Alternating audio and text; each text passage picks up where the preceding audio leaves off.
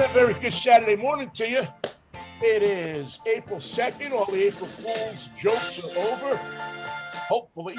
And it is another edition of Drive Time Radio. No joking, just straight talk about your car, your vehicle, and the fun and information that you can use to enjoy that car as much as possible or know more about cars. That's what we do here every Saturday morning from 8 to 9 here on KKNW, and also online in our various social media outlets. We're on YouTube, we're on Twitter, we're on Facebook, where we put things up like, yo, Vinnie, what are you driving this week? And we put things up like, little interesting facts that or things that I come across during the week when I'm doing my research for the shows, so that you get an idea of what's going on out there in the automotive world. And there's many facets to it. And even if you are just somebody who gets in their car and drives it and really wants nothing else to do with it, or you're an enthusiast, somebody who shows up on a rainy morning like this to Cars and Coffee and Shoreline, you still get something, I hope, out of this show. You can always contact us at, of course, Vinnie at drivetime-radio.com. That's our email address where you can always get me, and I answer back all my emails. And if you have a question, if you're going to buy a car or you need some information or something like that, we're always here for you. We want to be your car talking buddy as we go through this journey, this fascinating time in automobiles together. I mean, when you think about what is going on right now in the automotive world, I'm talking about the electrification of America's automobiles. We live in a time right now that must have been this, the same as when Benz and Ford and Oldsmobile and all of these people were building cars, because you're in this great wide open territory that dictates new stuff all the time. And whether you love or hate electric cars, whether you think it's a fad, and I'm telling you here, I'm here to tell you it's not a fad, but whether you think it is or not, they are electric cars, electric vehicles are here to stay. They're not going anywhere. And well, it's probably something you shouldn't use when you're talking about a car, but certainly the concept of electric cars right now is in its infancy. Companies are learning as they are going along. And we here at Drive Time, I certainly have for many years believed, as a matter of fact, I believed when GM put out that EV1 back in the 90s, that those cars, those electric cars, were then and are now the wave of the future. They just needed, certain things to fall into place for them. And, with the coming of the Prius, the hybrids from Toyota, and the coming of all of the different electrics that we see now and the ones that are coming down the pipe, it's a fascinating time. And you look at these cars, and whether you look at a PHEV, which is a plug-in hybrid electric vehicle that has a motor in there, so that, a gasoline motor, so at least you have some comfort for your range anxiety that you may have, which obviously is something that many people still have around these cars, which will, I think, go away as the charging stations and the methods of charging get better and become more available to people. Now you pull into a parking lot at, let's say, the newly opened Amazon Fresh up here on Aurora Avenue, and there's a couple of chargers there. You pull into PCC, and there's a couple of chargers there. We will see the day in the not too distant future when you pull into one of these parking lots and there are rows of chargers.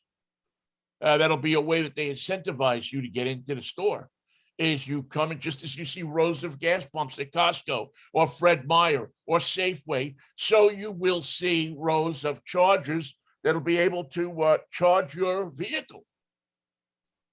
I'm not a big fan of Elon Musk, but Musk had the right idea when he put Teslas out there. He said, I'm going to put these cars out, these electric cars, but I'm also going to put out a network of places where they can be charged, so that we take away, for the most part, that thought of range anxiety.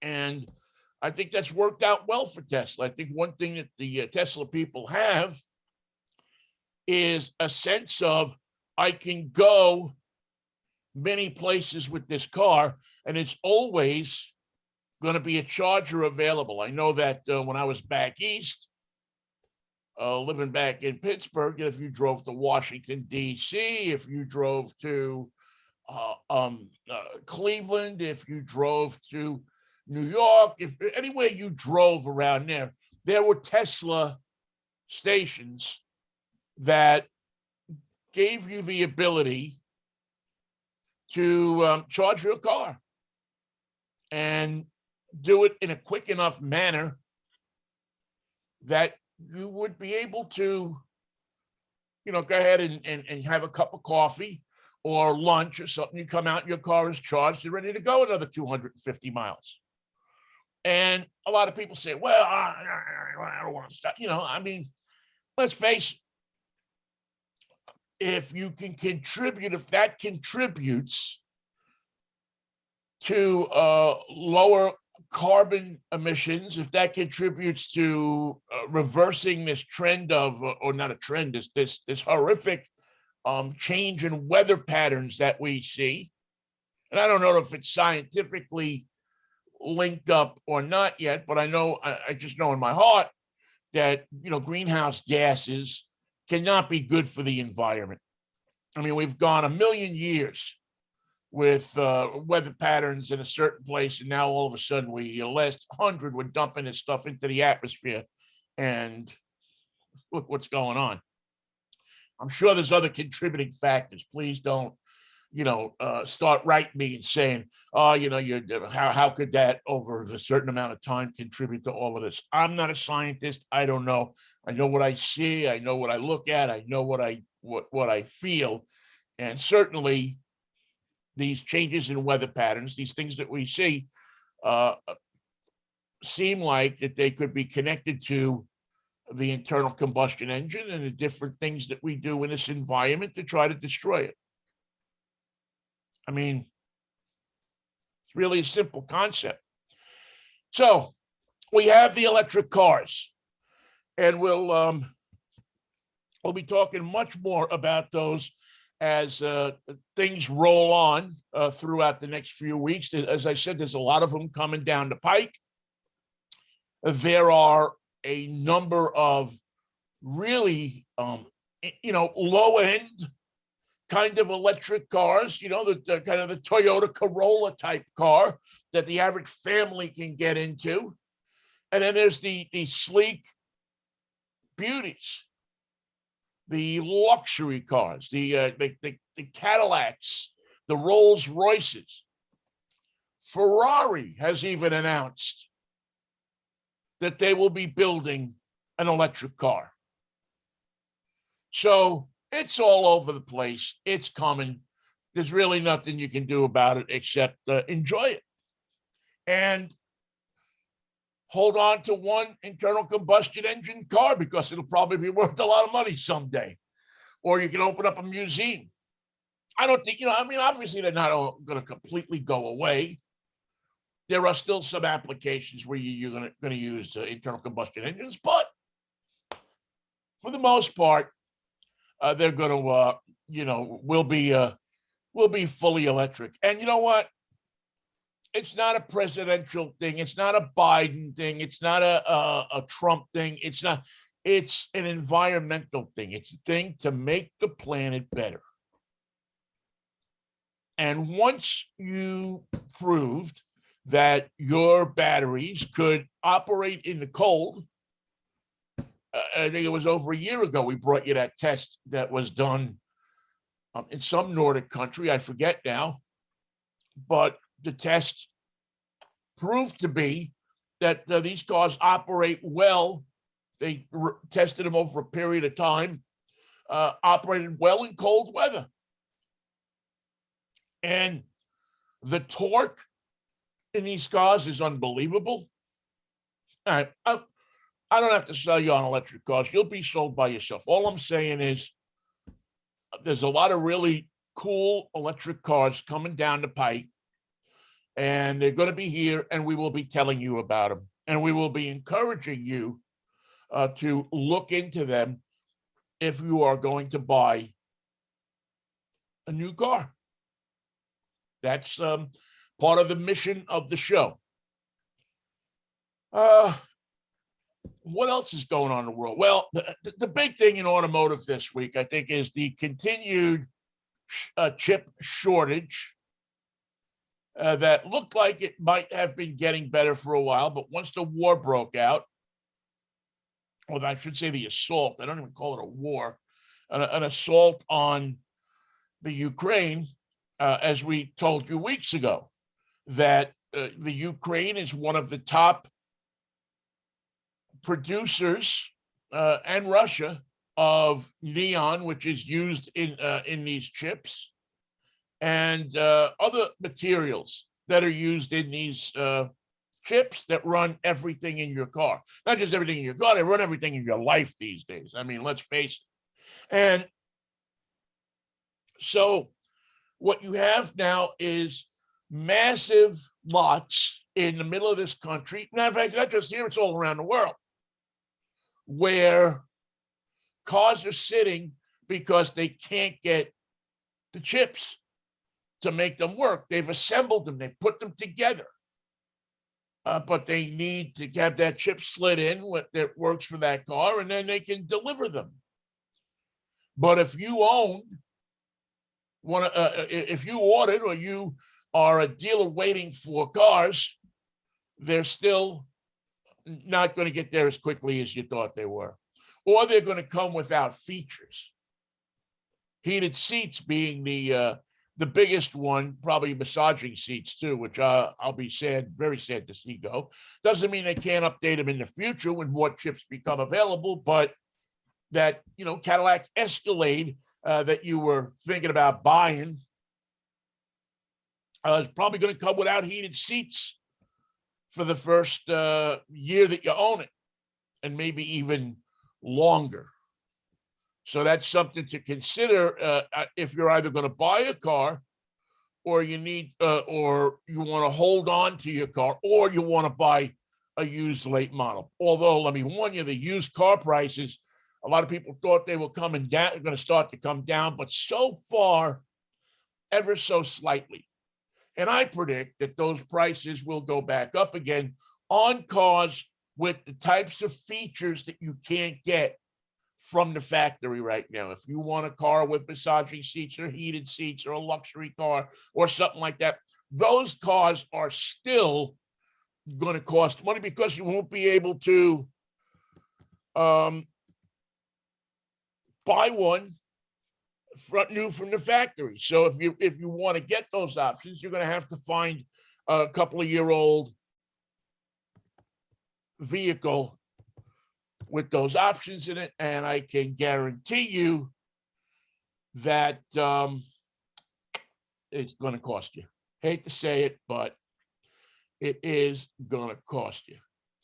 So speaking about cars, and speaking about repairing them and putting things in, news yesterday coming out from Ford, GM, and Volkswagen, all issuing recalls yesterday. Ford recalling 750,000 vehicles over software and fire risk issues. Volkswagen recalling more than 100,000 cars because of fire risk. The things that are wrong with these cars range from engine oil fires to trailer brake failures, failing windshield wipers on the Broncos. Let's see, General Motors, 681, 509 of its compact SUVs. That's 2014 and 2015 Equinox and GMC Terrain. The ball joints in the windshield wipers can rust through, and the ball joints in those wipers rust, which is a safety issue for owners. Ford's recall, 737,000 vehicles. The compact SUV, the Escape for 2020 to 22, and the Ford Bronco Sport with 1.5 liter engines. That inline's 3-cylinder EcoBoost engine has a fault where the engine oil separator housing could crack, leak oil, and spark an engine fire. So far, Ford says that this problem has caused 8 fires.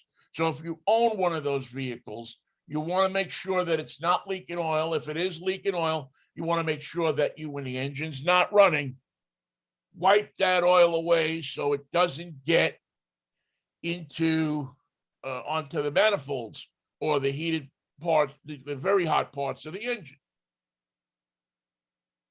The second recall for Ford, 391,000, almost 392,000 vehicles. The F-150, the most popular truck in America. The 152, 53, 54, 55, 50 Maverick Expedition and the Lincoln Navigator has trailer brake problems. They might not brake because they're broken. So you definitely want to check if you own one of those vehicles. You, without a doubt, want to make sure that you can go to the NHTSA website. That's the National Transportation Safety Board. You can go to that website and you can put your VIN in. I think it's also at safercar.gov if you want to use a quicker web address. And you can recall, you can check to see if your vehicle is on that recall list, although you should get a notice from your dealer. And according to Reuters, Volkswagen will recall 100,000 cars, potentially due to the risk of fire. Passat, Golf, Tiguan, Arteons, and Audi also has to do a recall. There's a risk of fire in vehicles that connect a conventional combustion engine to an electric drive, which is one of the ways that these cars are hybrided. I guess there's a insufficiently, I should say, insulated high voltage battery in these vehicles. And so the inadequate fastening can cause contact with hot parts and to fire. 16 cases reported in Germany. Once again, VW, Audi in the United States, Seat and Skoda in Europe are the vehicles that are affected. So you may, if you own one of these cars, certainly want to check that out and make sure that your car is not on that list. And if it is, make an appointment to get it into the dealer as quickly as possible. A couple of interesting stories that I ran across this week. This is one that might be a couple of years old, but I was just so fascinated with this guy taking things into his own hands, taking a problem and putting it into his own hands. That I wanted to tell you about the story because, we always hear stories about people who try to get something out of the government, and for whatever reason, they can't. For whatever reason, the government is slow to react, right? We all know stories about that. Well, this cat down in L.A., there's a freeway down in L.A., and we were talking about this with Michael yesterday, that goes to Pasadena, and it was built, a matter of fact, I believe, if I'm not mistaken, this is America's first freeway. And so this freeway is so old that you have to get onto the Pasadena. This is in Los Angeles. To get onto the exit ramp, to get onto the Pasadena freeway, it is a left to go to I-5. It's right at the junction of the 101 North and I-5. So you get off to go that way. But it's so old that they put this exit on the left and they've never changed it. So people get onto this freeway and exit before, before are always jockeying over to get into, I believe you come out of a tunnel there too. And they're always jockeying to get over. It creates and there was no sign there to tell people that that's how you got to I-5. So this guy, Richard Ankrum, he's an artist down in Los Angeles. He takes that road every day. He called up the Caltrans and said, hey, you know what? There's a problem here. Everybody's doing this. Everybody's doing that. They're moving over. It's causing accidents. Boom, boom, Yeah, we'll take care of it. A month goes by, 2 months go by, 3 months go by. Nothing happens. So Richard is an artist.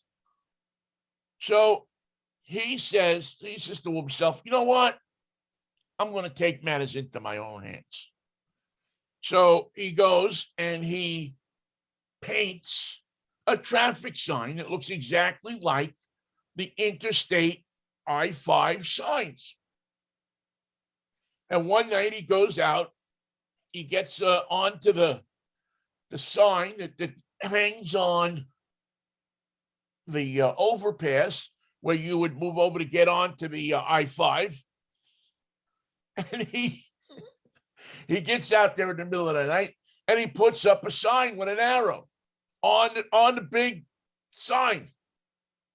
He painted it. He did it. Boom.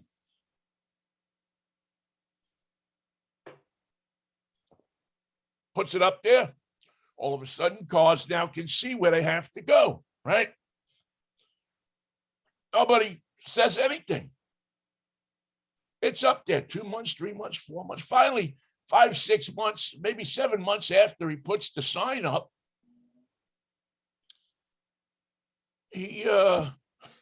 somebody notices that it's not an official Caltrans sign.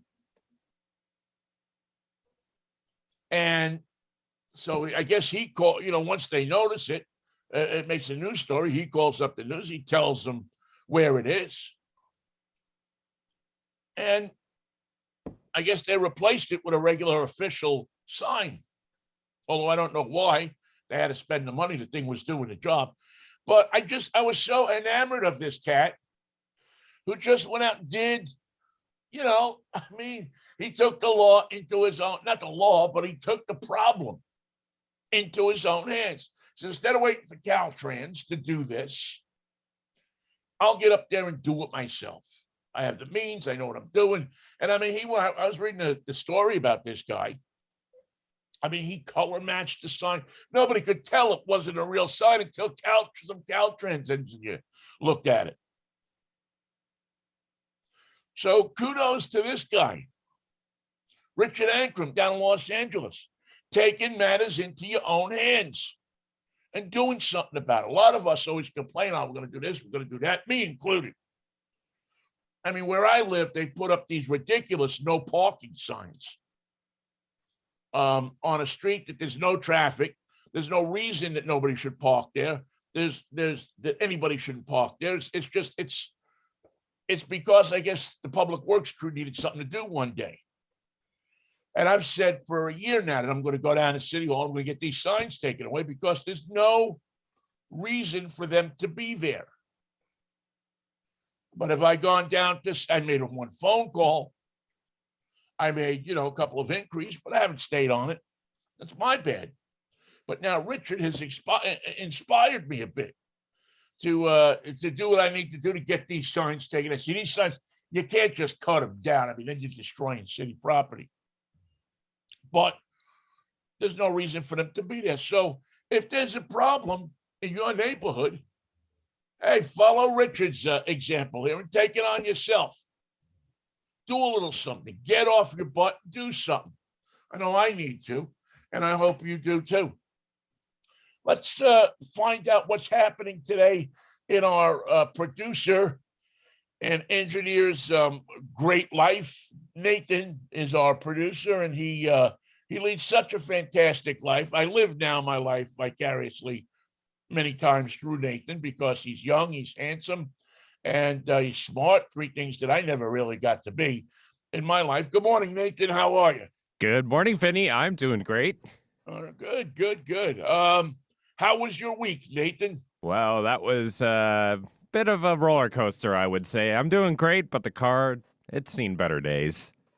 You put new tires on it, and then and it gets banged up. Isn't it funny how that? the universe just, gives you something good and then just balances out? Then it works in the other way, something bad happens and then something good happens. Well, in this case, earlier this week, I got my car sideswiped in a parking lot.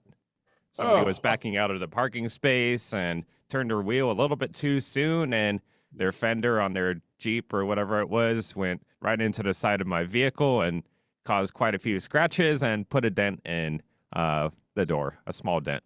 Took out the side of your baby, huh? Yeah, but luckily it's fixable. Well, that's good. I mean, yeah, most parking lot dents, and I'm thinking nobody was hurt, right? Oh, no. I wasn't in the vehicle, and of course, they were just parking or pulling out of their space, so they were probably moving, 3 miles per hour tops, and just notice, wait, something doesn't feel right as I'm backing out, and they hear some noises, get out of their car, and there's a car next to me. That's pretty much, from what I understand, what happened. Where do you go from here now? I guess you get they'll contact their insurance, you'll contact your insurance, and hopefully your car will get fixed to your liking. You picked out a body shop or anything yet? Well, it's not their insurance right now. They filed a claim with their insurance program, and so they're going to get in contact with me and just kind of let me know the situation, what I need to do next, and where we can take it. Did take it over to a collision center to get a quote, and it was definitely a lot more than I was expecting, that's for sure. Right, yeah. And that's part of the reason why we're going with the insurance is the person thought, oh, it's just some scratches and a ding. We'll pay it out of pocket. Well, got the quote. It was a verbal estimate, too, so, it's nothing official. They just kind of take a quick peek at the car. Guy takes a look around, and it's like, guesstimate. And I'm here thinking, oh, it's probably going to be $500 to $1,000. And he's like, $2,500, probably at least, maybe more. I was like, whoa. So I called the guy, and he had the same reaction. And so we thought about it and then decided, yeah, we're going to be making an insurance claim on this. Yeah, there's not much these days that you can do in a body shop for under $500 to $1,000. I mean, to paint, when I owned a body shop way back when I was an insurance adjuster and did those things, I mean, if somebody wiped out the side of a car, you would talk about $1,500, $1,800, maybe if you're replacing all new parts. Nowadays, to paint a whole car back then was maybe $1,000. Now it's almost 10 grand to paint the whole car if you're doing it right with the 2-stage paint and everything. And replacement parts are whacked out if you can get them. And materials and the cost of disposing materials, which was never taken into consideration in those days, now is taken into consideration. So there's a lot of body shops put a lot of environmental hazards into the air, and so they have to pay costs to mitigate those now that they never used to have to. So it definitely it definitely is why part of the problem of why the prices are so much. But a couple of things, Nathan, and I say this to you because I want everybody to know about this. Number one, with the insurance company, you have the right to have your car repaired wherever you want. Don't let them steer you into a particular shop. It's just so important that you, especially because you weren't at fault, they're going to try to push you down, push the price down, do it as cheaply as possible. You don't want that. You want your car restored by an expert. There's somebody that knows how to restore that car as you know, as to new condition. I mean, you keep that car in good condition. It's not a junk wagon. Mm-hmm. So definitely check out body shops. Ask people that you know who does good work. Look at the reviews because especially on a Mazda, the colors on the car can be hard to match. And the last thing you want to do is be driving around a car that has two different colors on it. Right. You know, Like you see on the road with some vehicles these days. Yeah. I mean, who hasn't seen a car going down the street with a fender, even is slightly a different color? Because color matching is such a skill. Mm-hmm. And when the picture you showed me of the car, it doesn't look like there's structural damage or anything like that. I don't think you have a bent frame. I don't think you have, you know, any kind of stuff like that. It's a relatively minor accident, but still, you want your car returned to the proper condition. So the two things I suggest is don't let the insurance company steer you into a place. And number two, when the adjuster wants to see the car, select the shop that you want and have the adjuster, the appraiser, go out and look at the car at the body shop and let the body shop owner and the appraiser or the guy who runs the body shop, does the estimating, look at it together. It'll save you so much time in the end because when you go out to look at a car, especially if you're looking at the street or in a parking lot, the appraiser can't see everything. If it's at the body shop and they need to put it up on a jack, if they need to remove something, if they need to show something under a molding or something like that, they can do it right at the body shop.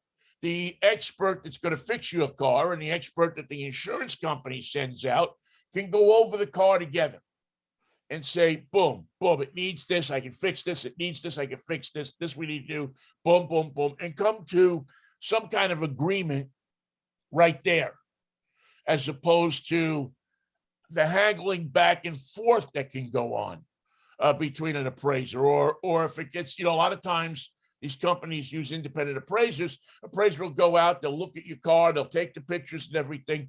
And you know, there's a lag time between that and the time they negotiate with the body shop.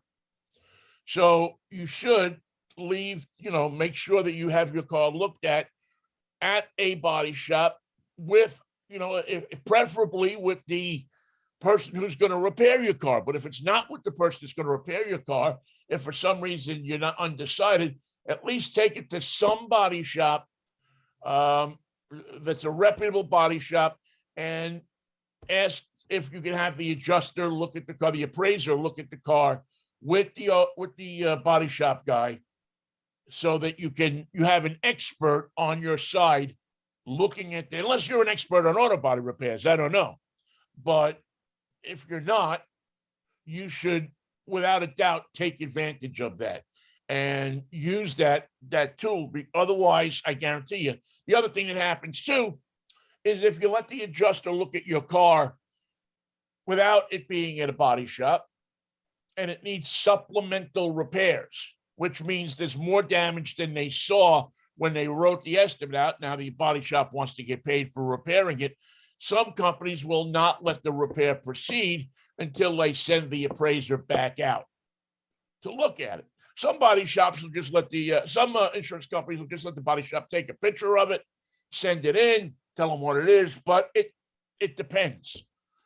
And I just think that, you know, in my opinion, and I've been doing this kind of stuff for a long time, that can cause an extra delay in you getting your car back from the body shop because they're going to need it.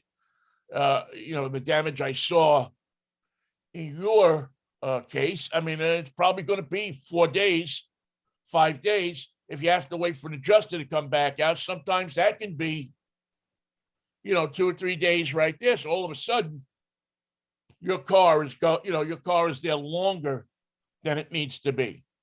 So Oh, that's a couple of tips, Nate, and I wanted to put them out because they're not just for you, but anybody that gets into an accident. Don't let the insurance company. And I know this is, a friend of yours, and you know the people, something like that. But the insurance company doesn't look at it like that. The insurance company looks at the cold hard numbers. And you need to have somebody on your side, like the lawyers always say. When you're making sure that your car gets repaired right. I mean, it's not a piece of junk. It's your baby, right? Yeah, and this is all very good information because this is a first time incident for me and the person that, swiped my car. So we're both learning this as we go. And this is really handy to know because it's some stuff that I probably never would have thought of, or maybe it's like, yeah, I definitely need to do that. Well, we used to have a rule, and again, it's been a long time since I've been an appraiser, but we used to have a rule. If you looked at a car in the street, you lowballed it, because chances are, if you looked at it in the street, the guy that owned the car either wasn't going to get it repaired, or it may be a long time before it gets it repaired, or whatever. But if you look at it in the street, you're right as little as possible. You're right to repair items that maybe need replacement, because you're not looking to put a fat check in somebody's pocket that's just going to keep the check and not fix the car. It's where you can save the insurance company some money. If you go and you look at it at a body shop, the body shop owner, or guy who writes the estimates, the estimator, the manager, whatever, is going to go over that car with you. And he's going to say, I need this. And you feel confident in paying that body shop what the job is worth. I mean, you may try to lowball them a little bit. That's, justification for your job. But at the very least, you need to, you need to have, again, you need to have somebody on your side that knows what they're doing. There's not many people that know about auto body repairs. I mean, you may have an uncle that knows a lot about changing a fan belt, or, an oil filter or something like that. But when it comes to auto body repairs, you really need to have somebody advocating for you, making sure that wheels aren't damaged. Just getting the car back to where it was before its previous condition. And so that's why, again, the easiest thing for you to do is to take it to a reputable body shop and, go from there. And I will also say that it's always a good idea, I think, to not take the car to a dealer, is to take the car to an independent body shop that knows what they're doing. That's actually kind of something that I did at the beginning stages of, figuring out like how we're going to go about getting this car fixed. Is I took it to the Mazda dealer. I said, hey, I called him up and said, do you do scratch repair and dent removal, stuff like that? They said, yeah, we can take a look at your car. We have a guy who comes to our shop, like an independent person, and we contract him, and we'll meet you at the dealership. And they took a look at it. The guy came down, examined my car a little bit, and he said, yeah, this is going to be really too much for me to fix. Here's a business card for a collision center that we recommend at the dealership to take your car to. And that's where I got to the point where I am right now. Yeah. And that's, and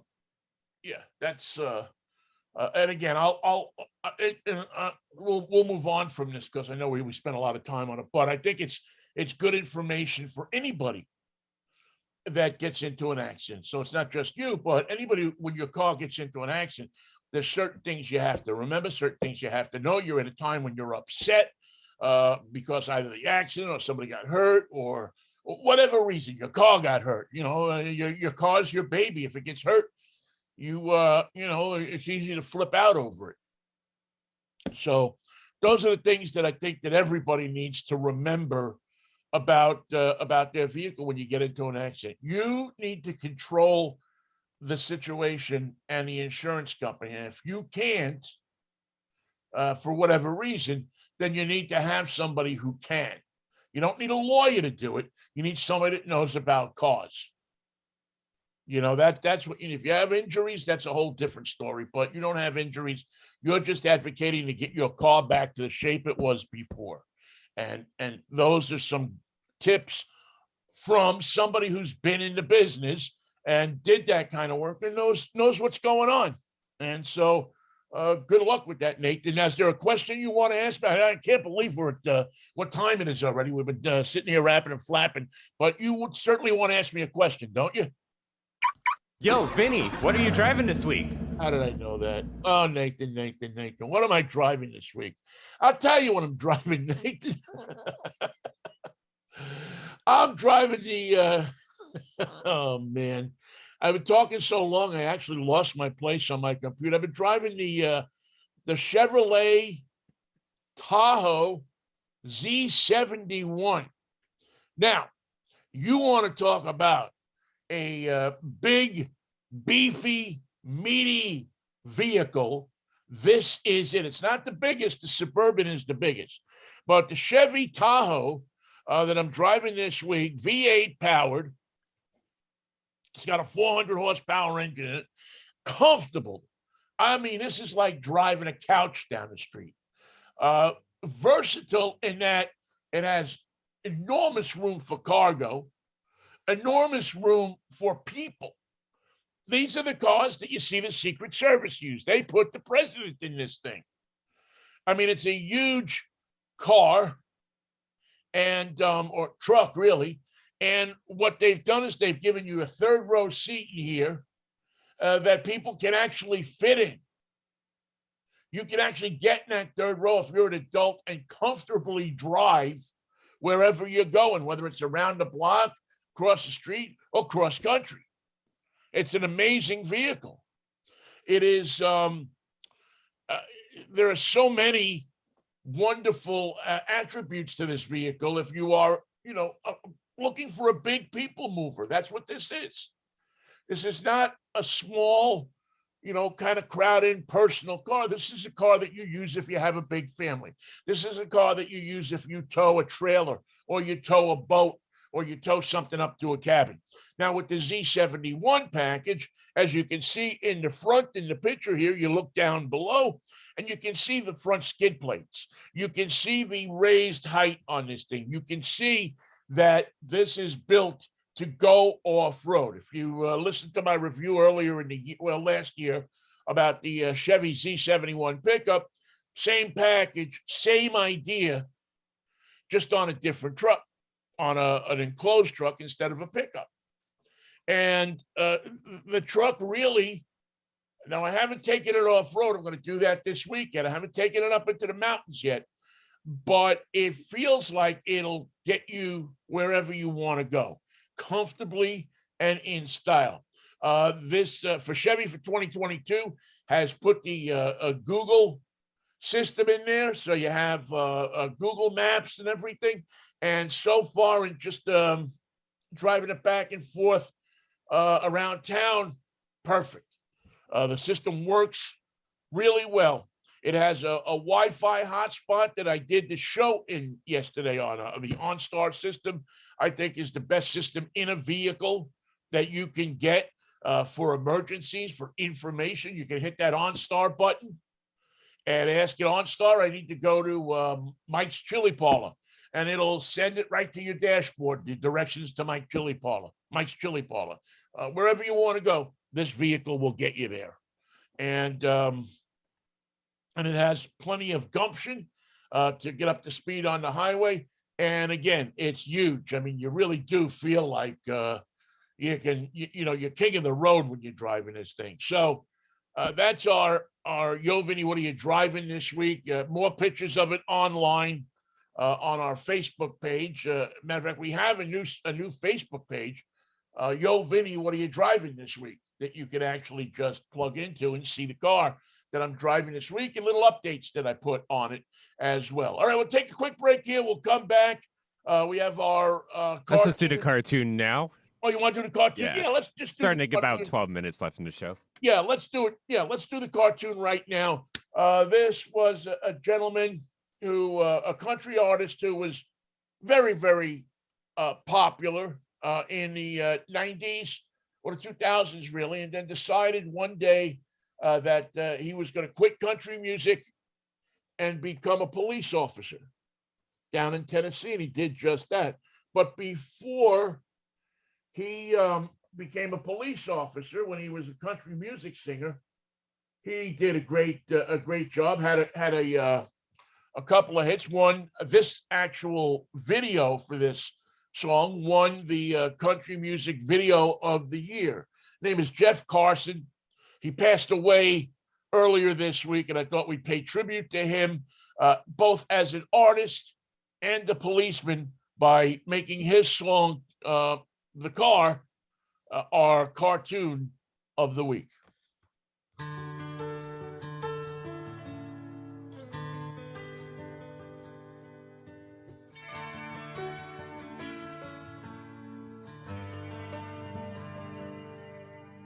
Boy, I'd love to have that car, I whispered to my dad. I've always heard a Mustang flies.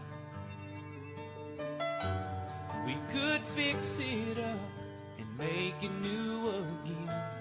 All it needs is just a little time.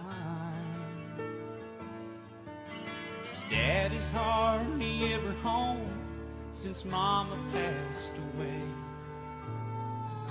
He's always working overtime.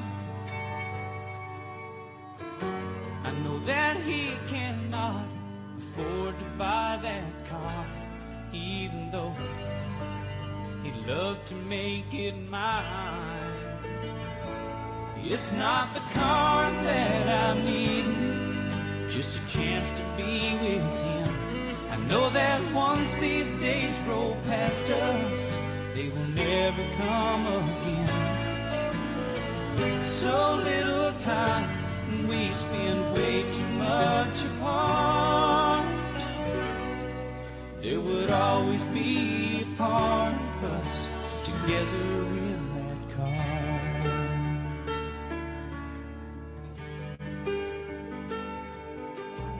Finally let go of that dream, the time we could have shared.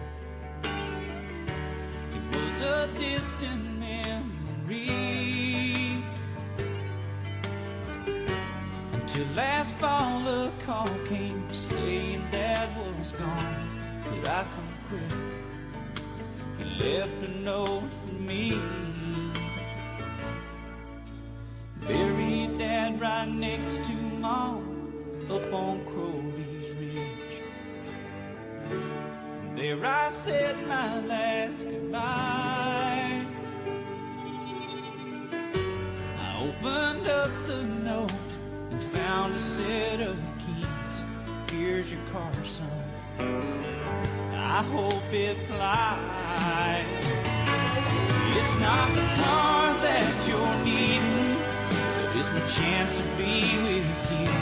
I hope you understand I always did the best that I could do. So little time, we spent way too much apart. And there will always be a part of us together in that car. And there will always be a part of us together in that car.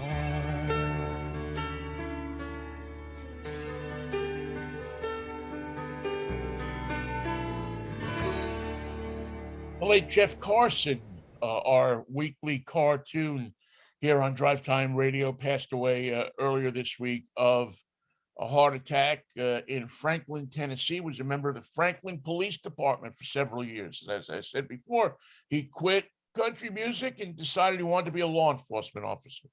And from some of the stuff I read about him, he was a well-loved and well-respected officer down in Franklin, Tennessee. So our hearts go out to his wife and his children and the family, and to all the police officers down there who seemed to have lost a trusted and valued officer from their force, and a loss to country music. He was just kind of getting back into his career over the last couple of years. As a matter of fact, I believe one of his records had just started charting again. Carson was 58 years old, much too young for a talent like that and a public servant like that to be taken away from us. All right, time now for the Drive Time Road Test. The Drive Time Radio Road Test. Every week, Vinnie puts another car through its paces and lets you know the good, the bad, and the ugly. Yes, the Drive Time Road Test this week is the Jeep Grand Cherokee Trailhawk. Oh, do I love this vehicle. This two-row, it's only, the Trailhawk is only available in two-row configuration. You don't have the four. It's a six-cylinder, 3.6-liter V6. Let's talk about walking around on the outside first. I love the styling of this vehicle. It's the high roof. The doors are wide and give you a lot of room to get in and out of. The back is, the hatch in the back is easily openable. It gives you plenty of room back there because it just has the two seats. And I think it's an excellent vehicle, 293 horsepower, 260 pound-feet of torque. It's not the 5.7-liter Hemi that cranks out 357, but this engine is will give you 6,200 pounds of towing capacity, so you can haul just about anything that you want to haul. Plus, it comes standardly with the Quadra Drive 2 four-wheel drive system and the limited slip rear. So, and this one has what the one of the features I really loved about the Wrangler, which was the air suspension, the Quadra-Lift air suspension. So you can get this thing up to when you have the 18-inch wheels on it, you can get it up to the same or close to the same ground clearance as you would get in a Wrangler. So it'll take you far away off-road to where you want to go. 8-speed automatic transmission is easily, you got the little dial, you put it in what gear you want to put it in. It's very logical. And I thought excellent response, excellent braking, everything you want in a highway vehicle. Now let's go inside the vehicle where it is luxurious.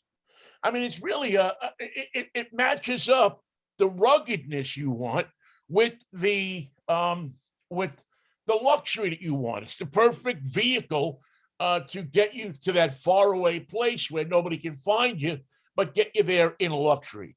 I really enjoyed the entertainment system in this vehicle. And one of the things I really liked about it is that as an option on this vehicle, there is a screen that goes in front of the passenger.